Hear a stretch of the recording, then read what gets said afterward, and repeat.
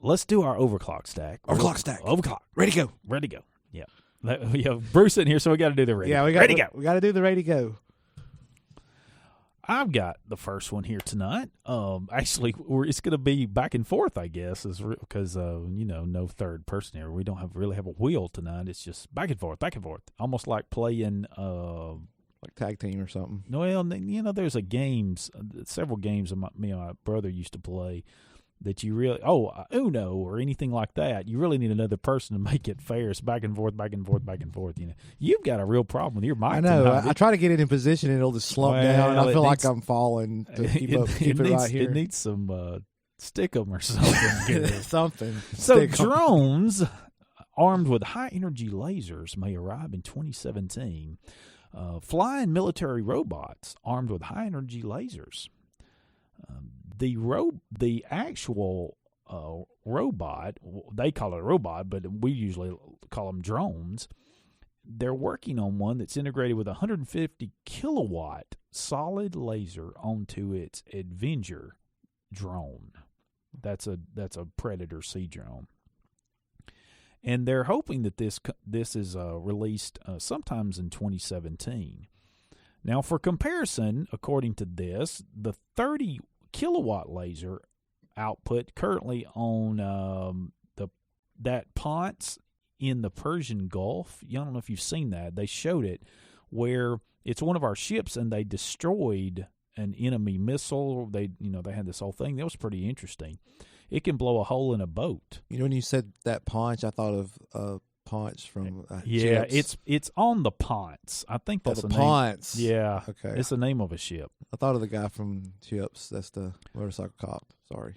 The GAASI laser has 20 times the lethality of one of the Ponce lasers, with 5 times the power and 4 times the focus, according to 5 times as powerful. Yes, 20 times powerful. Yeah, the real problem with all this is how heavy it's going to be. And that particular Predator drone, it can hold a 3,000-pound payload. Wow! I know. Like picking up a car. It's bigger than you. We're not talking about an RC here. We're talking about I wonder if it could lift our generator over there at the computer center. I don't know. Yeah, we were just talking about that today. So anyway. All right. How low can they go? We talked about earlier about Apple's program to buy on installment for phones. Well, here you go. T-Mobile has got into the game. They're offering, and this is kind of a punch back at Apple. They were offering a $125 discount if you got an iPhone 6S, but then they came back and said no, you can get it for $5 a month. Then Sprint went after that and said no, you can get it for $1 a month. Wow. You can get an iPhone 6S for $1 a month. $1 a month. But there's a catch. There's several catches. What's that? It's too good. It's deal too good to be true. But anyway, the catch is you have to have an iPhone 6 to trade in. Oh gosh! So first you got to have that and that's worth at least $300 if you went through like the Gazelle folks. Right. That price is only for the 16 gig model. So that's the entry level 6S, not the 6S Plus. And the second one was you don't own the phone. So after this 18-month commitment you have to make, you have to turn it back in. So you have nothing to say for it. But sounds familiar. At $1, I mean, heck, that's $18 over 18 months. It's kind of hard to beat. But you are going to give up your phone. So really it's going to cost you $300-something up front because you couldn't sell that phone. But everybody's, this handset price wars going on. Oh, yeah. Intelligent car seat detects driver stress level. Now, we've talked about this before in another story back in the summer. And what this is trying to do, a company has developed Active Wellness Seat. It's the world's first health monitoring car seat. And so it's supposed to do this. It's supposed to be able to be a non-touch sensor. Somehow it senses stress level, and then what it's going to do, Guru, it's going to try to do things to help you be less stressed. The problem I have with this is one of the things it's supposed to do is do a massage through your chair. Now, I'm thinking, are you going to go to sleep while you're driving? I know. I mean, is this really something we need at the wheel? Maybe that this needs to be in autonomous vehicles. Yeah, really. So it says that it monitors respiration rate and heart rate in the seat, and then they can derive from that the stress and energy level from that, supposedly. Yeah. It says once it figures out that, it'll give you an energizing massage. Although, I don't know about you, but it might not be energizing. It may put you to sleep depending on how it works. It says this company's also worked with engineers at NASA to review and improve techniques for collecting a personal vital signs with sensors. So you can read more about that later if you want to. Well, it wouldn't be the guru if I didn't have an aviation tech article. American Airlines launches a real-time bag tracking service. This is on the heels of recently U.S. Airways and Delta. Well, U.S. Airways merged with American, but Delta has launched one probably in the last year. But basically, this will allow people traveling that check their bags, which I know Johnny Jet discouraged that. But sometimes you do check bags, and you can be able to keep track of the status of your bag through their app. And I've used this with the Delta because I've flown Delta before, and it's pretty cool. You can put in, they give you the little, when you check your bags, I know Michael don't travel, but they give you like a barcode. Not in a plane.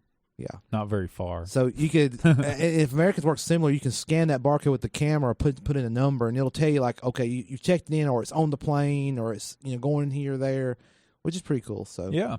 They're also working with luggage manufacturer Toomey. Recently also announced an upcoming launch of the Toomey Global Locator tracking service using wireless tech to track bags regardless of which airline it's traveling on. So there's like a standard maybe coming out for that.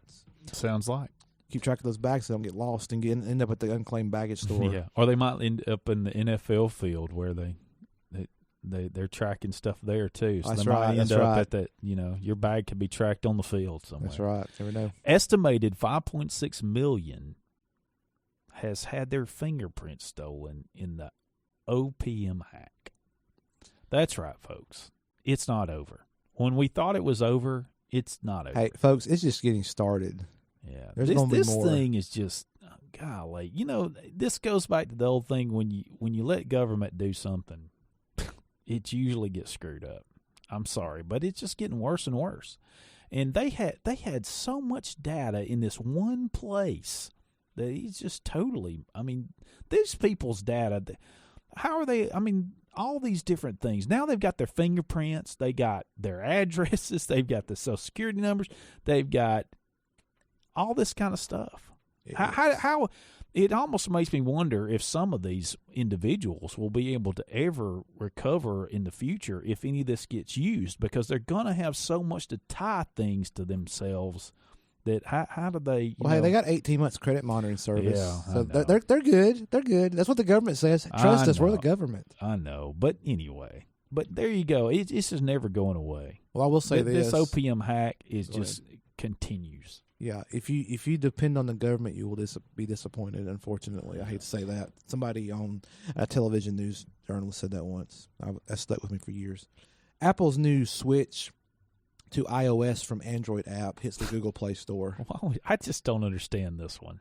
Well, anyway, if you're a switcher from Android to iOS, and I know, Michael, you're never going to do that, and Bruce will never do that, but they've got an app now on the Android Google Play Store that will help you move all your data to the iCloud, to Apple's ecosystem. Yeah, but that's my point. Why does Google want to do that? Well, this is not Apple released this. I know. I got it. Why does Google allow it? I know they have to. Google does not. They don't vet apps and approve them. Yeah. You can put an app and it'll be out there in a couple hours. Yeah. For sale. So anyway, you can. It's got. I haven't had a chance to look at it. Oh, Michael needs to probably test this out for us. Yeah, he's not going. So anyway, there you go. If you switch, and there you go. There's an app for that. Well, now PETA, they're suing for a monkey to get copyright of selfie photos. Seriously? Yes. Oh my goodness. Have you ever seen these macaque monkeys? Oh, that's what they're called. MACAQUE. It's called macaque.